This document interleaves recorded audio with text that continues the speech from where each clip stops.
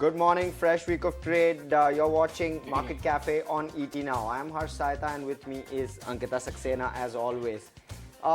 This show is meant to take you through all that's happening in global markets as well as geopolitics, which is a big talking point over the last year or so.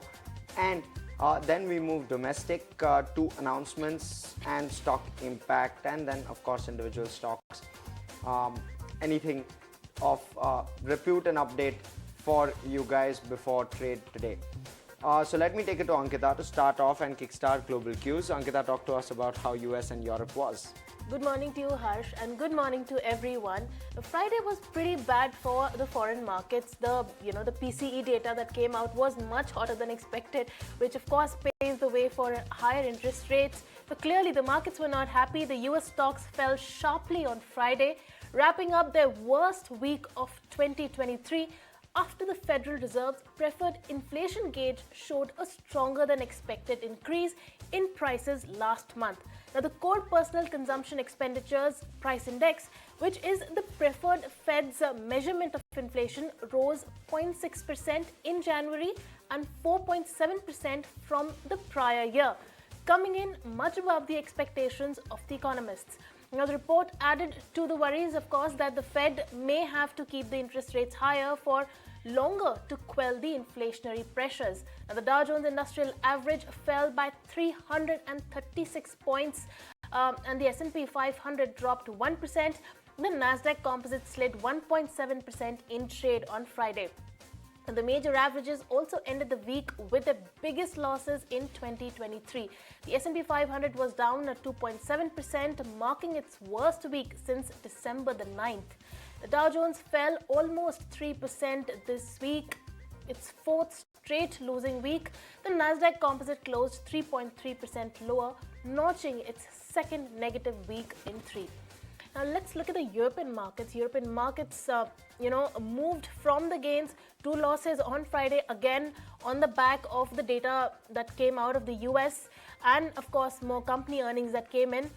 The Pan-European Stock 600 index closed down 1%. All sectors and major bourses ended the day in the red. DAX and CAC were down more than 1.5% and FTSE was down 0.3%, largely flat but in the red. That was the global handover.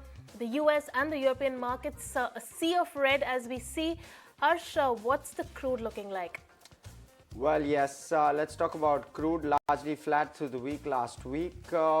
Couple of big announcements that came through. We did discuss it last week as well, but let me run you through that.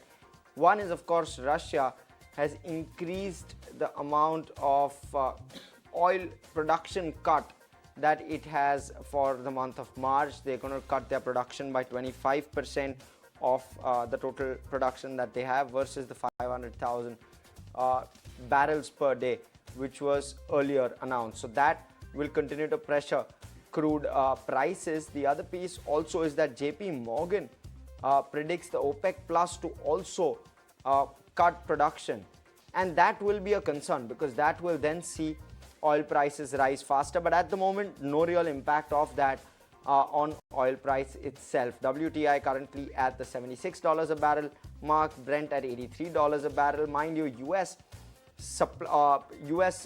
inventory, crude inventory has risen, and for a second consecutive week risen more than what was projected by most analysts. So couple of positives, couple of negatives to keep an eye out for. It's a moving target at the moment. We'll have to wait and watch come March what that impact will be. China reopening plus the PCE data coming through will also put pressure on both sides of oil. But at the moment, that's how we're placed. Let's quickly go through the cues for today as well as the events to watch out for. So Ankita, talk to us about those. Yes, well, Harsh, there are a couple of events that you need to watch out for today. We have the Eurozone economic confidence data that's likely to come out today. We also have in corporate action, we have Colte Patel that will be mulling over a fundraise and Marico that will be mulling over an interim equity dividend. Now, in a couple of other events that are lined up for today, we have Tata Steel that will be issuing the NCDs worth 2,150 crores. We also have Prime Minister Modi who will be inaugurating projects in Karnataka. We also have some 27 coal mines that will be auctioned as of today. And we have, of course, the Maharashtra budget session and the Madhya Pradesh budget session that will kickstart as of today. So these are the events that you need to keep an eye out on. Harsh, take us through what are the global headlines that are making news. Well, yes, Ankita, let's straight dive into that because that is really what's impacted markets on Friday as well, and that will keep the Indian markets under pressure most likely. So let's start off with the Federal Reserve, unlikely to be able to bring down inflation without having to raise interest rates considerably higher. And that may cause a recession according to a research paper that has been published. Despite comments from many Fed officials that they can manage a soft landing while tackling high prices, the paper says that it is unlikely to be the case. The paper was presented during a monetary policy forum presented by the University of Chicago Booth School of Business. And Warren Buffett's Berkshire Hathaway reported its highest ever annual operating profit, even as foreign currency losses and rising interest rates contributed to lower earnings in the fourth quarter. Now, Buffett called 2022 a good year for Berkshire in his annual shareholder letter. Berkshire also bulked up its cash hoard, ending the year with $128 billion. Berkshire shares outpaced the S&P 500 index by 22 percentage points in 2022. Well, the comeback of value, isn't it, Ankita? Warren Buffett published his highly anticipated annual letter as well to Berkshire Hathaway shareholders. The letter has been an annual tradition for the 92-year-old Oracle of Omaha for more than 6 decades now. Buffett urged investors to focus on the big picture over the long term rather than higher inflation in the short term. He also urged Americans not to be convulsed by self-criticism and self-doubt. And more than 600 people are now being investigated in Turkey over buildings that collapsed in the deadly earthquakes. For years, experts warned that endemic corruption and government policies meant many new buildings were unsafe. The confirmed death toll in Turkey and Syria has exceeded 50,000 already. More than 160,000 buildings have collapsed or were severely damaged in Turkey after the quakes. Well, and on to news from the EU. UK PM Rishi Sunak and European Commission President Ursula von der Leyen will announce a new Brexit deal for Northern Ireland. The deal seeks to resolve tensions caused by the 2020 post-Brexit arrangements governing Britain and its open border with Ireland. The European Commission's president will meet Sunak's cabinet. And at least 59 people died, including 12 children, in a boat wreck near the southern Italian coast.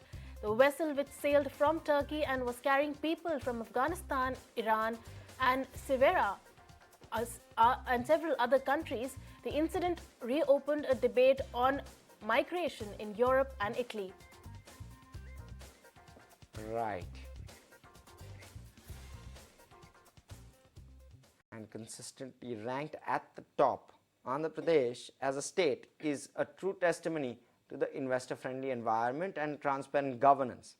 Andhra Pradesh government, which will be hosting its Global Investor Summit 2023 on 3rd and 4th of March this year, brings focus to 13 sectors, including MSME, startup and innovation. Here is a story to know more. Andhra Pradesh as a state is developing a tech entrepreneurial ecosystem through the promotion of incubation centers under the auspices of Andhra Pradesh Innovation Society. The MSME sector in Andhra Pradesh manufactures a wide range of products, with most micro and small units active in sectors such as agriculture and food processing, aqua processing, automotive, textiles, construction material, and so on. Andhra Pradesh as a budding state is looking forward to reform 13 focus sectors through their upcoming mega event of Global Investor Summit 2023.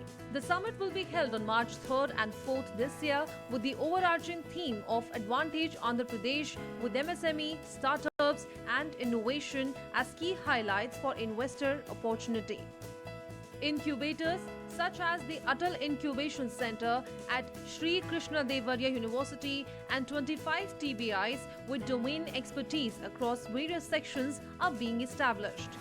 The state government, especially the industries department, is extremely positive, proactive, and easily accessible.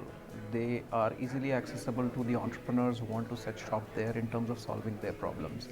And since this whole ranking of ease of doing business was started by Niti Aayog, in the last couple of years they have started including, apart from an agenda which was supposed to be filled by the state government, a direct feedback from the entrepreneurs. And I think that's the testimony of why Andhra Pradesh has been ranked as the top state over the last 3 years in terms of ease of doing business.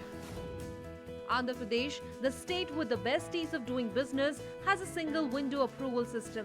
To register yourself for this summit, log on to www.advantageap.in. And well, it's been 1 year since Russia invaded Ukraine, and unfortunately, there is no end in sight yet to the war. But what exactly happened in the past year? We break it down for you right here. Let's take a look.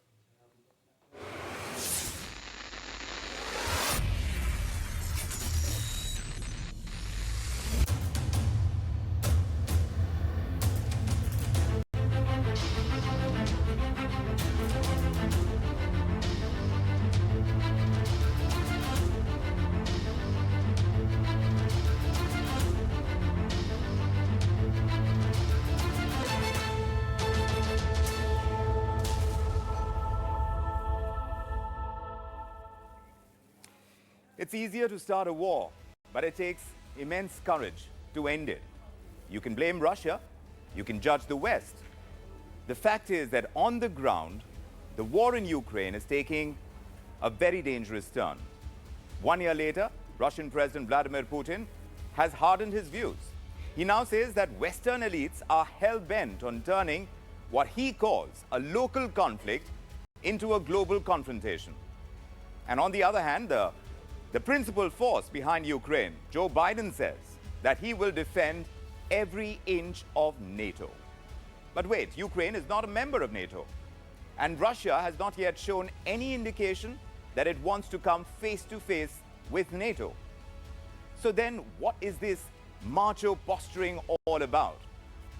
It would really be naive to think that Putin and Biden themselves believe what they say publicly.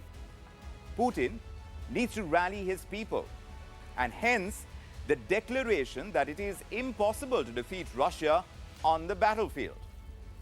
Joe Biden cannot be seen as looking weak, and thus he must respond and he must project strength. At some point, both these parties will have to come to the negotiating table, and both parties know this. The big puzzle, though, is when will this time come? Because Ukrainians, and not to forget Russian soldiers, they are dying, even as global leaders play their own games. The cost, of course, is both human and material, and it's too big to ignore. Sample these numbers. We've arrived at these numbers compiling data from ground reports, from official announcements. And we've also cautiously used data that has been put out by intelligence agencies. It is estimated that up to 180,000 Russian soldiers have been killed or wounded. Ukrainian troops have also suffered more than 100,000 casualties. 30,000 civilians have lost their lives too, while up to 8 million have been displaced. So a fifth of the Ukrainian territory has been occupied by Russia. The United States has spent almost $80 billion to fund Ukraine's response to the invasion. And it's estimated that $350 billion would be needed to rebuild Ukraine. And that estimate is from the month of September last year. So yes, it is difficult to digest, and it brings us to the next big question. Where do these major powers stand today? For one, Germany is supplying Leopard tanks to Ukraine after much pressure. The United Kingdom is not opposed to the idea of sending jets there. And then on the other hand, you have the French President Macron, who has repeatedly said that Russia must not be crushed. Meanwhile, India maintains that Diplomacy is the only answer to achieve peace. And India is on the side of those struggling to make ends meet. This as prices of food, of fuel, fertilizers, all of them go higher and higher. Right, thank you so much for that, Vikram. With that, we'll slip into a very short break. More, of course, on the other side, we'll move to domestic news.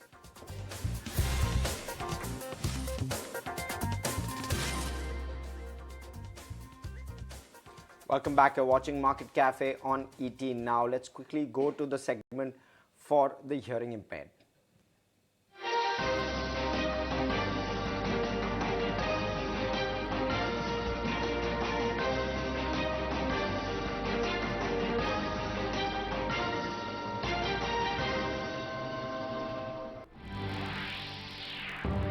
Nagaland और मेघालय में विधानसभा चुनाव के लिए मतदान शुरू। मेघालय में 59 सीटों के लिए 369 और नागालैंड में 184 उम्मीदवारों की किस्मत आज ईवीएम में हो जाएगी कैद।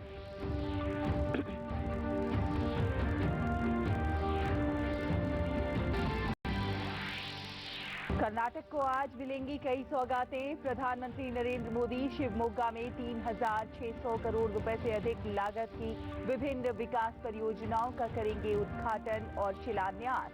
8 करोड़ से अधिक लाभार्थी किसानों को पीएम किसान योजना की 13वीं किस्त करेंगे जारी।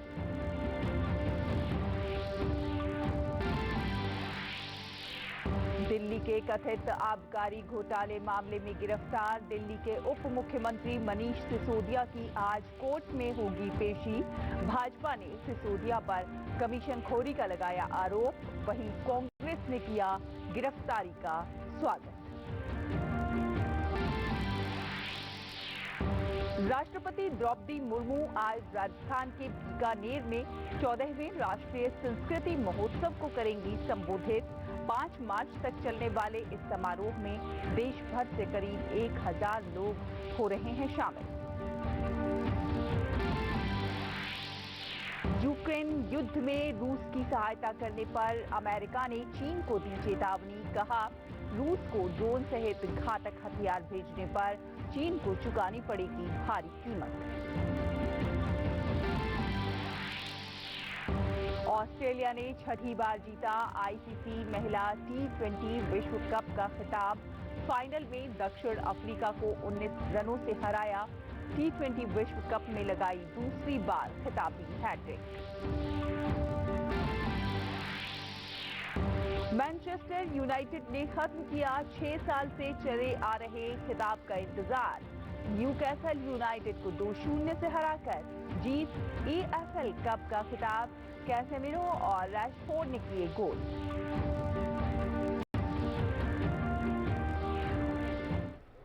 तो आइए अब खबरों को देखते हैं विस्तार से। नागालैंड में विधानसभा चुनाव के लिए मतदान शुरू हो गया है। मतदान सुबह 7 बजे शुरू हुआ और ये शाम 4 बजे तक चलेगा।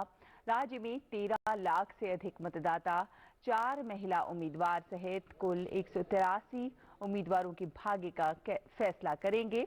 यहाँ कुल 60 विधानसभा सीटें हैं, लेकिन इस बार 59 पर मतदान हो रहे हैं क्योंकि भाजपा के एक प्रत्याशी जिन्हें बोटो जिले में आकुलुटो सीट से भाजपा प्रत्याशी और निवर्तमान विधायक ताजहेटो किन्मी निर्विरोध चुने गए हैं। राज्य की 60 सीटों में से भाजपा के निर्विरोध एक सीट जीतने के कारण मतदान केवल 59 सीटों पर कराया जा रहा है। निर्वाचन आयोग की तरफ से शांतिपूर्ण और निष्पक्ष मतदान सुनिश्चित करने के लिए सुरक्षा के व्यापक प्रबंध किए गए हैं।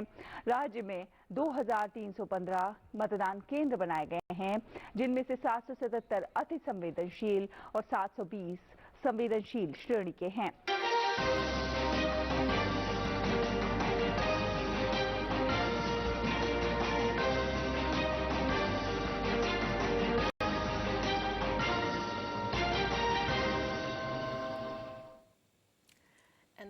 Consistently ranked at the top, Andhra Pradesh as a state is a true testimony to the investor-friendly environment and transparent governance.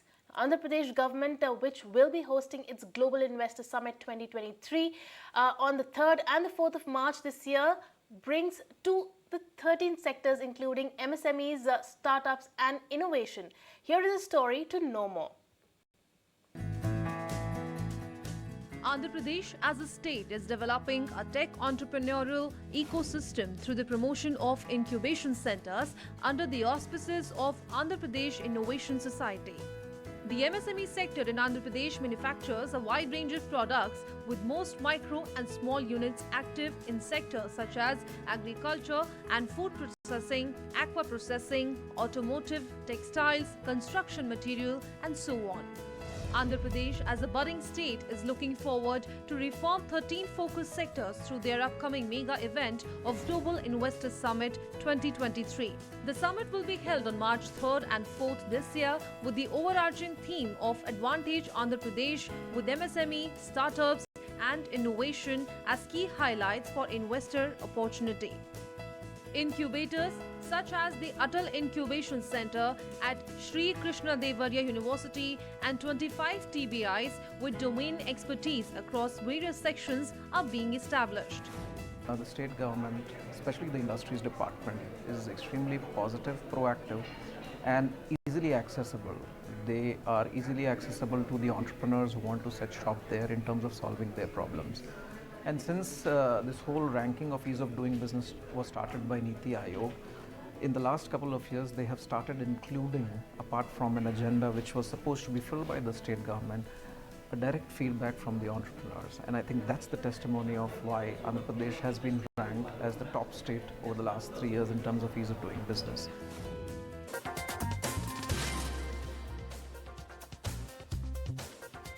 Welcome back. You're watching Market Cafe on ET Now. We'll stick with Andhra Pradesh with 175 skill hubs proposed in all legislative assembly constituencies and with an annual training capacity of 51,000 candidates.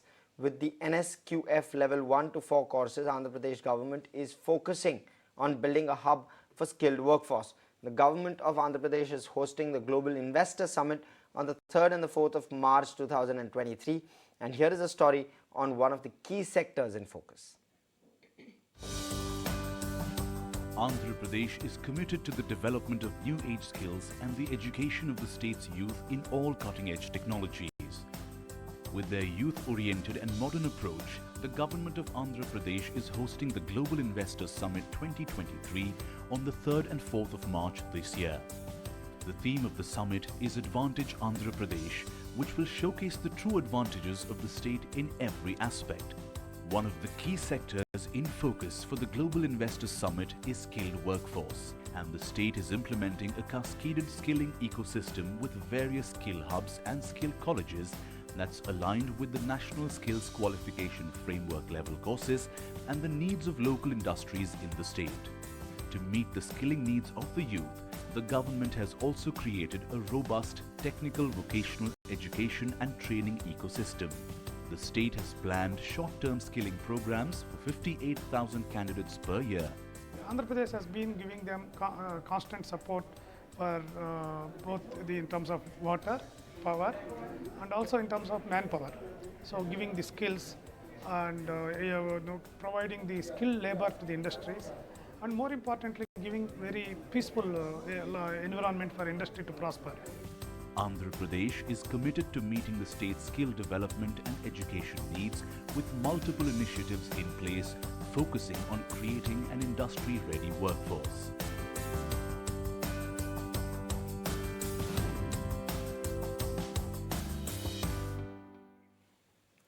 And well, with that, it's time for us to quickly slip into a short break. But before that, we'll take you through the Power Pack lineup on the market. First up is Mark Matthews of Julius Baer at 9:20. Then we have Jairam Paravastu Sampath of Kani's Technology on their growth triggers. And at 10:05, we have KV Kamath of Napfid on the big interview. And then we have Anil Gupta at 10:20 of KEI Industries on the growth trajectory.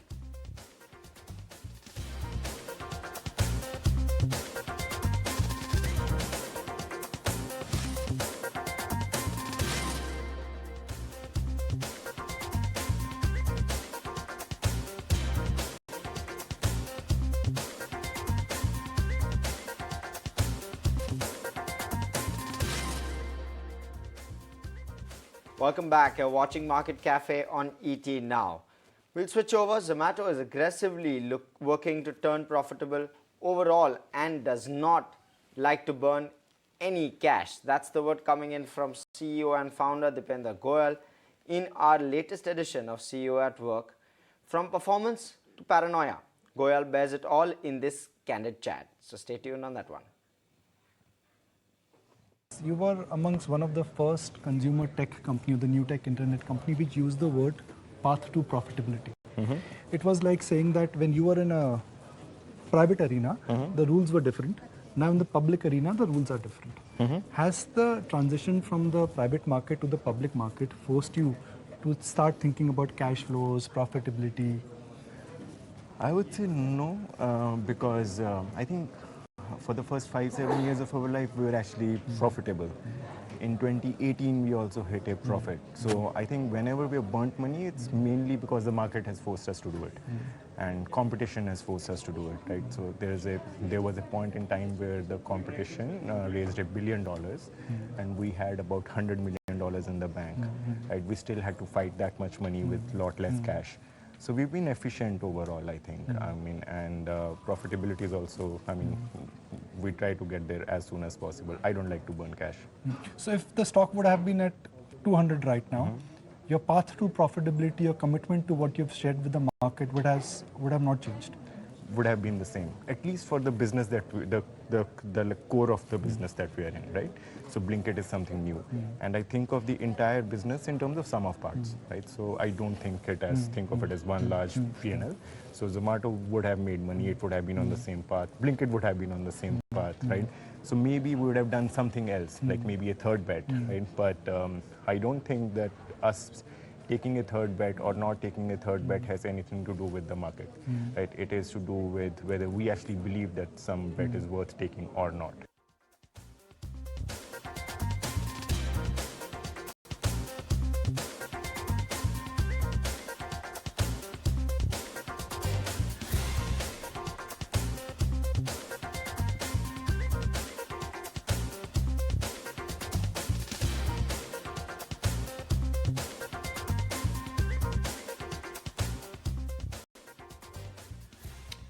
Well, stay tuned to that exclusive piece of conversation with Dipender Goyal of Zomato. Moving on, there's some news that's brewing on the deal street. Now, according to reports, Sunil Mittal is eyeing stake in Paytm, and there are also murmurs that Jack Ma-backed Ant Group plans to pair its stake. My colleague Somit joins in with all the details. Over to you, Somit. Well, according to various media reports, which suggests that Sunil Mittal is looking to buy stake in Paytm. Now, apart from this, is also looking to merge Airtel's payments bank business with Paytm Payments Bank. And apart from this, Mittal is looking to buy stake from other large shareholders in Paytm. Now, some details about Airtel's payment bank. Currently, Bharti Airtel, which is a listed company, owns close to 74% stake in the 73% stake in the payments bank business, while the remaining is owned by Bharti Enterprises, which is the parent company of Bharti Airtel, and this is jointly owned by Sunil Mittal and Singapore's Centel. Now, the customer base of Airtel Payment is close to 157 million. However, the monthly transacting user base for Airtel Payments Bank is just 47 million. And also, Airtel's payment bank was a profitable business in the third quarter of FY22. FY23, they did an EBITDA margin of 5.9%, while the net profit number was close to 3.5 crore for that quarter. Now, what could be the value of the Airtel Payments Bank business? However, if you remember, analysts still do not ascribe any bigger value to the SOTP calculation of Bharti Airtel. But as per the latest transaction that had happened in Airtel Payment Bank, the business is valued at close to 3,430 crore rupees. Now, this last transaction in the Airtel Payments Bank business happened in August 2021, where Kotak Mahindra Bank had sold close to 8.6% stake to Bharti Enterprises, which valued the business at close to 3,400 crore rupees. And when compared to Paytm, Airtel Payment Bank is a very small business. If you see the monthly transacting user base is just half of what Paytm's monthly transacting user is. The GMV is just 1/7 at close to 50,000 crore rupees, while the GMV for Paytm stands at close to 3,50,000 crore rupees. Now, however, Airtel Payment business is profitable, while Paytm's payment business is loss-making, and in the third quarter the loss numbers stood at close to 392 crore rupees. Now, what could this mean for Airtel, for Bharti Airtel, which is a listed entity? It could just mean monetization of the payments business, but for Paytm, it could lead to access to large user base of Bharti Airtel, and also this would provide a smoother exit to the large other shareholders of Paytm, like Anfin, which owns more than 25% stake, Elevation, which owns close to 15% stake, and SoftBank, which owns close to 13% stake. But what are analysts are suggesting about this deal? Now, we spoke to multiple analysts and they're saying that this is a highly speculative deal because there's not much value addition for Paytm to buy Airtel Payments Bank, and it is very unlikely that Sunit Mittal would buy stake from other large shareholders of Paytm, because he needs to deploy or utilize the cash that he has for Airtel's rights issue balance call that needs to be done anytime soon now. Right, thanks for that update, Samit. We'll quickly move over. Vamakshi has been going through all the brokerage notes that have come through over the weekend, and Vamakshi, talk to us about the good ones that you're looking at. Well, absolutely. Let's first start off with Tata Motors. We actually have a note that has come in from JP Morgan, and what they're highlighting is that Jaguar Land Rover has gone ahead and outperformed its peers in US, Europe as well as China, and this was largely in line with what they were expecting. Now, rising industry discounts are an important factor to monitor going ahead, but nevertheless, they're seeing that incentive spending in the US has now started rising from multi-year lows. So on the back of that, JP Morgan has maintained its neutral rating on Tata Motors, given a target price of 428 per share. We have Prestige Estates on our radar as well, a positive note that has come in from CLSA. Now, what they're highlighting is that Prestige Estates is planning an aggressive expansion. Rentals are expected to go up by nearly 6.5 times, while pre-sales are expected to double. They've also believed that the valuation discount versus its peers is unwarranted, and on the back of all these positive factors, cheaper valuation, CLSA has maintained a buy rating on Prestige Estates and maintained a target price of 566 per share. And lastly, we will be watching out for some oil marketing companies as well. We have a note that has come in from Anand Rathi, and what they're highlighting is that OMCs are witnessing an upswing in integrated margin, strong GRMs as well as rising marketing margins as well.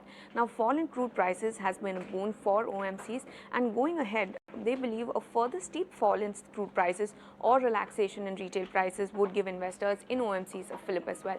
So on the back of that, they've actually initiated coverage on IOCL, BPCL as well as HPCL. On IOCL, they have a hold rating with a target price of 82 per share. For BPCL, they have a buy rating with a target price of 384 per share, while for HPCL, they have a sell rating with a target price of 171 per share. Well, thank you so much for that, Vamakshi. Do keep an eye out on all the stocks that she mentioned. With that, we'll have to wind down on this show. You don't go anywhere. There's lots more action coming up on the market. Thank you so much for tuning in.